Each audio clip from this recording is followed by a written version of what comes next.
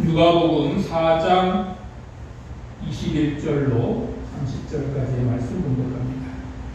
이에 예수께서 그들에게 말씀하시되 이 글이 오늘 너희 귀에 응하였느니라 하시니 그들이 다 그를 증언하고 그 입으로 나오는 바 은혜로운 나를 놀랍게 여겨 이르되 이 사람이 요셉의 아들이 아니냐. 예수께서 그들에게 이르시되 너희가 반드시 의사야 너 자신을 고치라 하는 속담을 인용하여 내게 말하기를 우리가 들은 바 가버나움에서 행한 일을 네 고향 여기서도 행하라 하리라.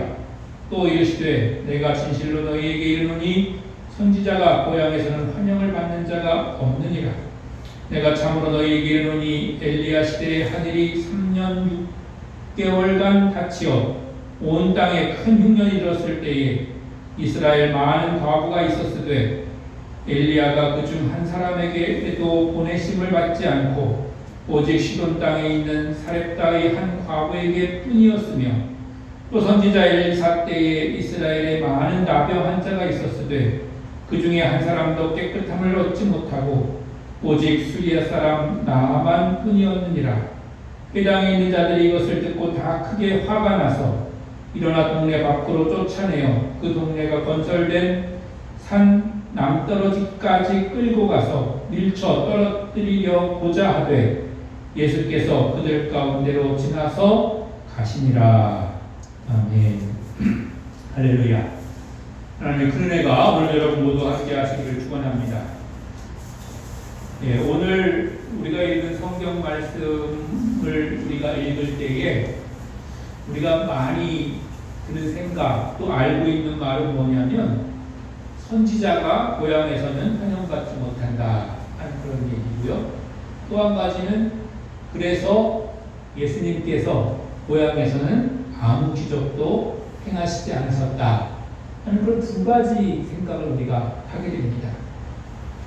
그런데 우리가 그 두 가지 생각을 하면서 그럼 하나님께서 또 성경이 또 기록된 이유가 뭘까 이런 걸 생각해 볼 수가 있거든요.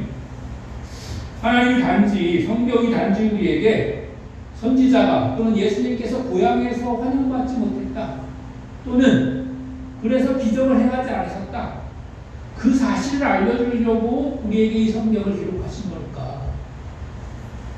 단지 그 정도 사실을 우리에게 알려주려고 한 것이라면 굳이 성경을 기록할 필요가 없어 보이기도 하고 또 분명히 성경에 기록되어 있다면 이 성경을 통해서 우리에게 주시는 교훈이 분명히 있을 것이라고 하는 것을 우리는 깨달아야 되는 것이죠. 그래서 우리가 단지 선지자가 고향에서 환영받지 못했다는 사실 그것만 아는 것이 아니라 그 사실을 통해서 하나님 우리에게 무엇을 가르쳐 주시려고 하는 건지 어떤 교훈을 주려고 하는 건지 그것을 깨달아야 될 줄로 믿습니다. 오늘 특별히 명절을 앞두고 있고 또 이제 명절에는 각지에서 여러분의 자녀들 또 주변에 있는 사람들 중에 이제 가족과 친지들이 고향을 찾아올 텐데 그 고향 찾아오는 사람들이 사실은 반갑고 기쁘고 또 그들이 오히려 더 잘 돼서 돌아오면 우리에게 굉장히 큰 영광이고 또 좋은 일이 아니겠습니까? 그런 사람들을 맞이하면서 오늘 특별히 예수님의 고향 방문에 관한 그런 성경을 우리가 배우면서 그 속에 있는 교훈이 무엇인지 한번 깨닫는 그런 시간이 될 줄로 믿습니다. 예수님께서 고향에 오셔서 환영을 받지 못하셨는데 그렇게 되신 이유와 까닭이 있습니다. 어떤 거냐면 예수님께서 고향인 나사렛에 오시기 전에 가버나움 지역을 예수님께서 한 바퀴 도우셨습니다. 그리고 가버나움 지역을 예수님께 도우시면서 가버나움에서 굉장히 여러 가지의 큰 기적을 행하신 거죠. 일일이 거론해 보자면 우리 누가복음에는 그 전의 상황이 자세히 자세하게 기록되어 있지는 않은데 마가복음에 넘어가서 보면 예수님께서 고향에 오시기 전 가버나움에서 행하신 기적들이 잘 기록되어 있는데요. 첫 번째는 더러운 귀신 들린 사람을 고치셨고, 두 번째는 시몬 장모의 열병을 고치셨고, 세 번째는 각종 병든 자나 귀신들을 쫓아내셨고, 네 번째 중풍병자를 고치셨고, 다섯 번째 안식일에 손 마른 사람을 고치셨고, 여섯 번째 바람과 바다를 잔잔하게 하셨고, 일곱 번째 귀신 들린 사람을 고치셨고, 여덟 번째 12해 혈루증 앓던 여인을 고치셨고, 아홉 번째 해당장 야이로의 죽은 딸을 살리셨습니다.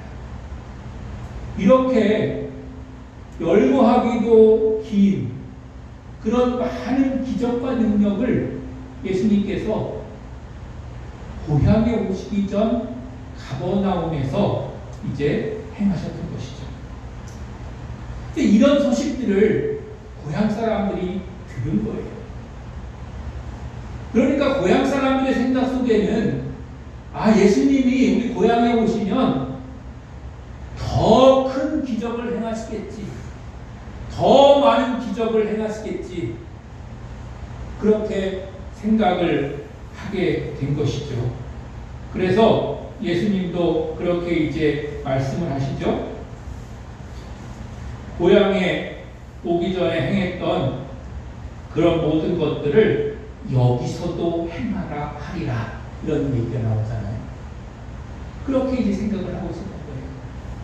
더 나아가서는 고향 사람들은 어떻게 생각했냐면, 예수에게 그런 능력이 있고 그런 권능이 있으면 고향에서 와서 먼저 그걸 했어야지, 왜 다른 데 가서 먼저 그걸 했냐, 이렇게 이제 생각을 하는 거죠.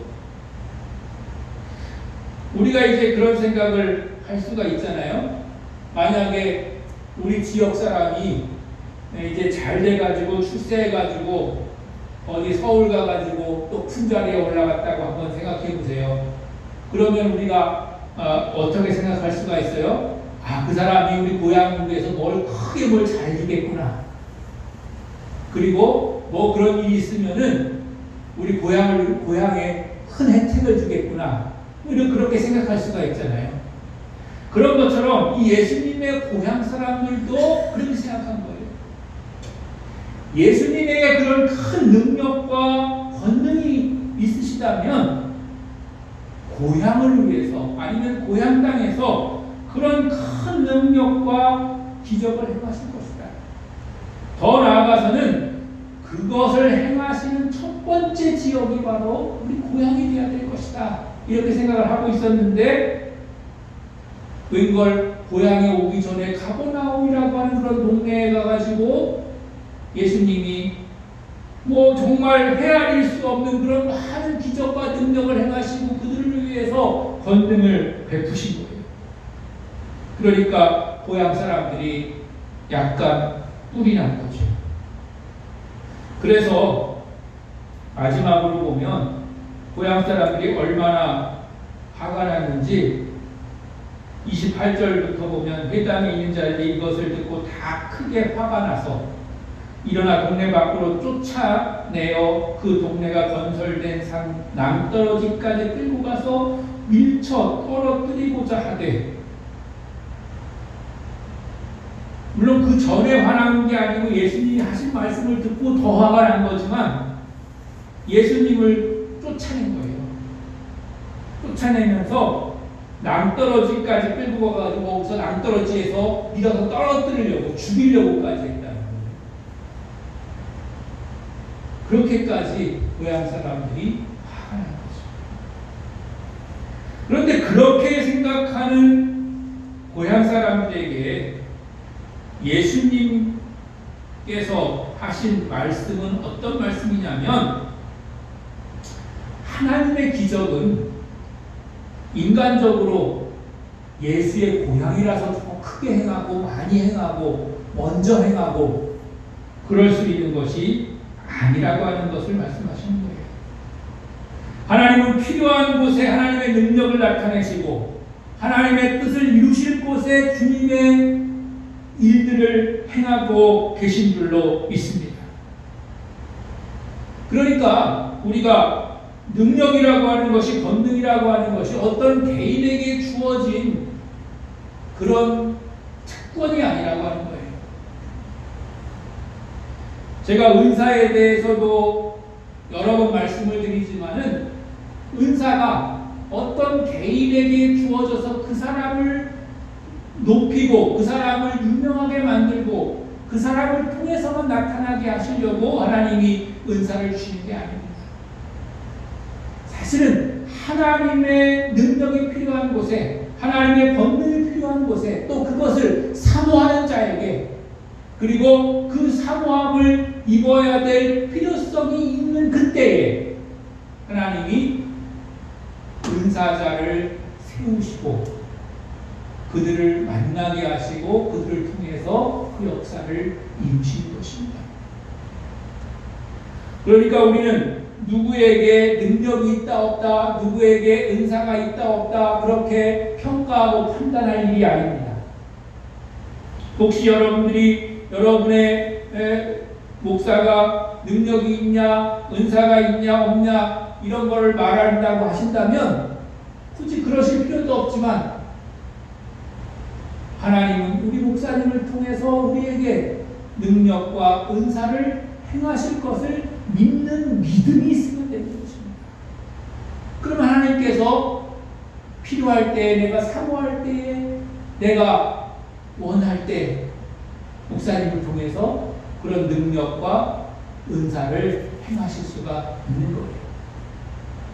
평상시에 뭐 그런 일만 하고 다녀가지고 되는 게 아니고 또 그렇게 할 수도 없는 것이고 그렇게 했을 때 오히려 하나님이 원하시지 않는 문제를 일으킬 확률이 더 많게 되는 것입니다.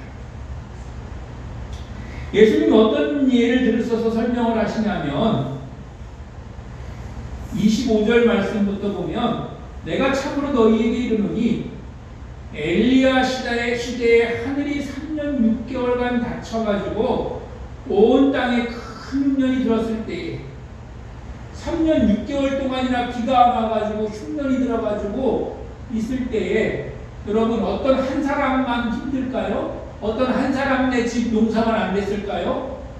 모든 사람들이 다 힘들고 다 농사가 안 돼가지고 수확물이 없어서 굶주리고 어려움을 당하고 있을 때에 하나님께서 그 가운데서도 어려움 당한 사람들의 대표적인 그런 부류가 어떤 부류냐면 옛날 이 당시에는 과부가 굉장히 어려운 거예요. 왜냐하면 이 당시에는 여자가 대외적으로 그렇게 활동을 많이 할 수 없는, 오히려 활동을 못하도록 제약하는 그런 시대였기 때문에 집안에 남자가 없는 그런 집은 그런 경제 활동을 할 수 없기 때문에 굉장히 어려울 수밖에 없는 거예요. 그런데 그래서 그 지역에 있는 많은 과부가 있었지만 엘리야가 그 중에 한 사람에게로 보내심을 받았는데 어떤 사람에게 보냈냐면 이방 여인 시돈 땅에 있는 사렙다 과부 한 사람에게만 보내줬다. 그 고향 사람의 생각 같으면, 아니면 오늘날 우리의 생각 같으면 선택받은 유대인들의 그런 과부, 그런 사람들에게 먼저 보내주셔야지 왜 쓸데없이 이방 나라 그것도 과부에게 보내셔가지고 하나님이 능력을 행하셨냐, 이렇게 우리가 항의할 수 있잖아요. 우리가 그렇게 생각할 수 있잖아요. 그런데 그때도 하나님은 선지자를 엘리야를 사렙 시돈 땅에 있는 사렙가의 한 과부에게만 보내시지 않았냐, 이렇게 말씀하시는 거예요.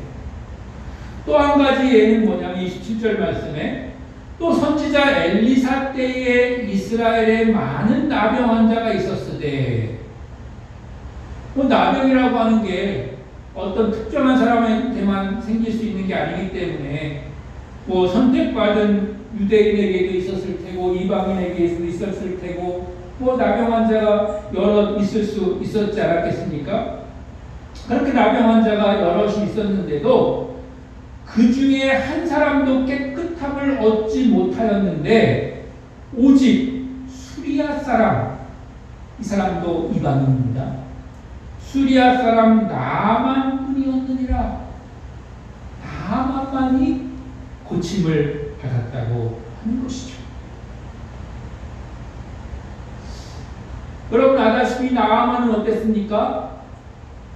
자기가 나쁘지 않은 그런 의지가 있었고, 그래서 우리가 알다시피 엘리사를 찾아가는 그런 열심이 있었고, 엘리사를 찾아갔을 때에도 자기를 위해서 정말 안수하면서 정성스럽게 기도해 줄 줄 알았는데 그렇게 하지 않고 가서 몸을 씻어라 이렇게 좀 시원찮게 그렇게 대했는데도 그것을 믿고 믿음으로 그가 순종했을 때 그가 나음을 입지 않았겠습니까?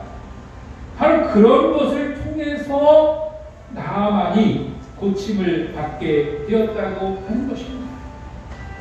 그렇기 때문에 우리에게 기적이 나타나는 것은, 능력이 나타나는 것은, 또한 우리의 소원이 이루어지게 되는 것은 단순히 인간적으로 가까워서 아니면 고향 사람이기 때문에 그렇게 해서 그것이 이루어지는 것이 아니라고 하는 것입니다.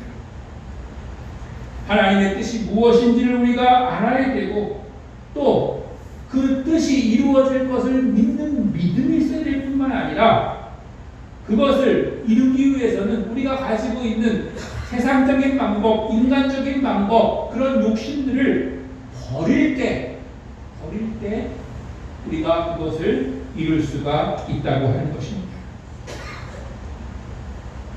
생수가 채워지기 위해서는 오래된 물이 버려져야 거기에 생수가 채워질 수 있습니다. 이 컵에 더러운 물이 가득 차 있는데 아무리 깨끗하고 좋은 생수를 여기다 계속 받으려고 한들 받아지지 않습니다. 이미 이 들어있는 더러운 물을 버리고 그 다음에 다시 받아야 깨끗한 물을 받을 수가 있는 것이죠. 오늘 성경에 나오는 예수님의 고향 사람들의 그런 입장을 생각해 볼 때 어떤 것이냐면 하나님의 아들 예수 그리스도의 능력이 고향 땅에 먼저 행해져야 된다고 하는 그런 인간적인 욕심 버려야 되는 것이죠. 그리고 왜 우리 고향에서 와서 먼저 행하지 않았느냐 하는 그런 생각을 버려야 되는 것입니다. 차라리 다른 지역에도 저렇게 큰 능력을 행하셨으니 우리 지역에도 필요한 은혜와 능력을 행해 주실 것이라고 하는 그런 순전한 그런 믿음이 있어야 되는 것이죠.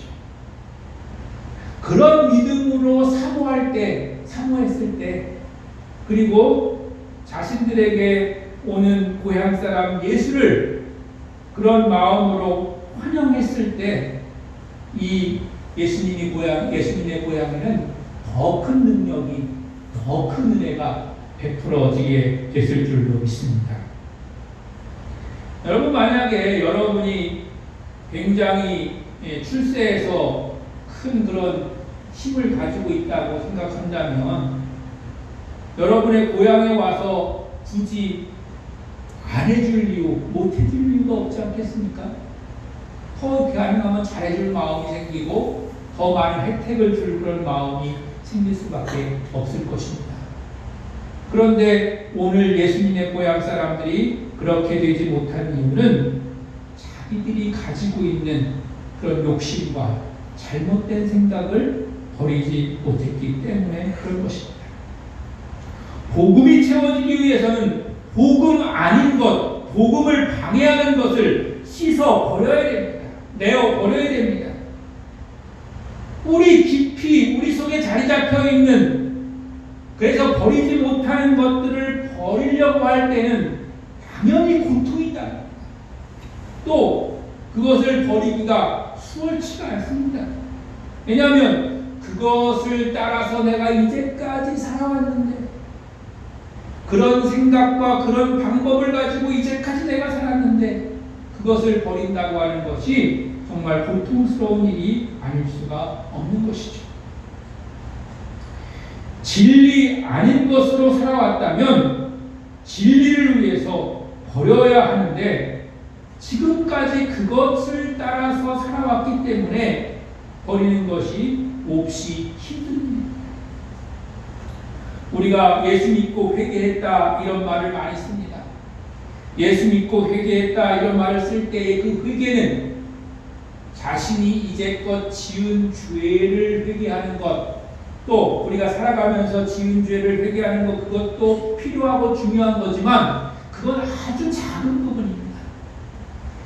예수 믿고 회개한다고 했을 때 그 회개의 의미는 뭐냐면, 이제까지는 내 방법, 세상의 기준 또는 내 욕심, 세상의 그런 사람들의 일반적인 그런 삶의 태도로 살았다면, 이제부터는 하나님이 주시는 하나님의 방법과 성경이 우리에게 가르쳐주는 성경의 진리의 그런 가르침대로 살겠다고 자신의 삶의 태도를 바꾸는 것을 말하는 것입니다.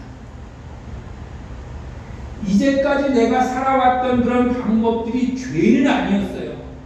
세상적인 기준으로 봤을 때 죄는 아니었지만 그냥 열심히 살았고 최선을 다해서 사는 것은 나무랄 게 없고 그게 잘못은 아니지만, 그러나 예수 믿는 사람으로서 그리스도인으로서 살아가는 삶의 방법은 그냥 단지 죄만 안 짓고 살겠다 이런 것이 아니고, 삶의 방법을 예수님의 삶의 방법, 성경의 삶의 방법, 그리스도의 삶의 방법으로 바꾸겠다고 하는 것이 바로 회개인 것입니다. 그러니까 우리가 그 회개에 대해서도 분명하게 우리가 깨달아야 되는 것이죠. 나는 그냥 예수 믿고 죄 안 짓고 살았어, 남한테 피해 안 주고 살았어, 이거는 예수 안 믿는 사람들도 그렇게 사는 사람들 훨씬 많습니다. 오히려 예수 믿는 사람들보다 더 도덕적으로 남 도와주면서 잘 사는 사람도 많습니다. 그게 회개가 아닙니다. 그렇게만 해가지고 우리가 구원받는 게 아닙니다. 우리가 구원받으려면 우리의 삶의 방법과 태도가 하나님이 원하시는 방법, 하나님이 이끄시는 그 길, 성경이 우리에게 가르치는 그 길로 바뀌어야 되는 것입니다. 그러기 위해서는 이전까지의 우리의 삶의 태도와 방법을 버려야 되는 것입니다. 그렇게 먼저 버릴 때 채워지는 것입니다. 내 안에 자리 잡고 있는 오해와 편견, 그릇된 욕망은 예수를 따르는 길을 인정하지 못하게 만듭니다. 비우지 않으면 새 것을 채우지 못합니다. 내 안에 있는 것이 가짜인지 진짜인지 구별할 수 있는 것은 복음의 빛이 우리에게 비춰질 때 갖는 것입니다. 복음의 빛이 우리에게 비춰질 때, 이거는 예수님의 방법이 아니구나, 이건 하나님의 뜻이 아니구나 하는 것을 우리가 분별할 수 있고, 아닌 것은 과감하게 그게 틀린 게 아닐지라도 버려야 되는 것입니다. 바꿔야 되는 것입니다. 진짜인 진리를 붙잡고 받아들이고 가짜인 것들을 버릴 때 비로소 우리 안에 하나님의 은혜가 채워질 수 있는 것입니다. 그리고 그 은혜가 우리 속에 채워졌을 때 우리는 참된 기쁨과 참된 은혜를 누리면서 살아갈 수가 있는 것입니다. 그 전까지는 잘못은 아니지만 우리가 세상의 그런 기준과 내 방법대로 살아가면 잘 될 때는 기쁘고 안 될 때는 힘들고, 건강할 때는 즐겁고 병 걸리거나 다치면 슬프고 괴롭고, 그렇게 살 수밖에 없는 거죠. 근데 참된 진리이신 예수님의 말씀과 하나님의 뜻이 우리 안에 거하면 잘 잘 되든지 못 되든지 건강하든지 때로는 병들든지 어떠한 상황과 형편에 있든지 간에 하나님의 뜻이 하나님의 은혜가 내 안에 있음에 나는 기쁘고 즐거워할 수도 주도할 수가 있는 것입니다. 때로는 실패해도 때로는 병들어도 때로는 다치고 사고당해도 기뻐할 수 있는 것이죠. 그리고 감사할 수 있는 것이죠. 그것이 바로 내 안에 참된 진리를 받아들이고 그 안에 사는 성도의 삶인 줄로 믿습니다. 여러분 모두가 다 그렇게 되시길 바라고, 특별히 이번 명절에 여러분 자녀들 만나고 친구들 만날 때에 그런 기쁨을 증거하고 전파하는 사람들이 되시길 바랍니다.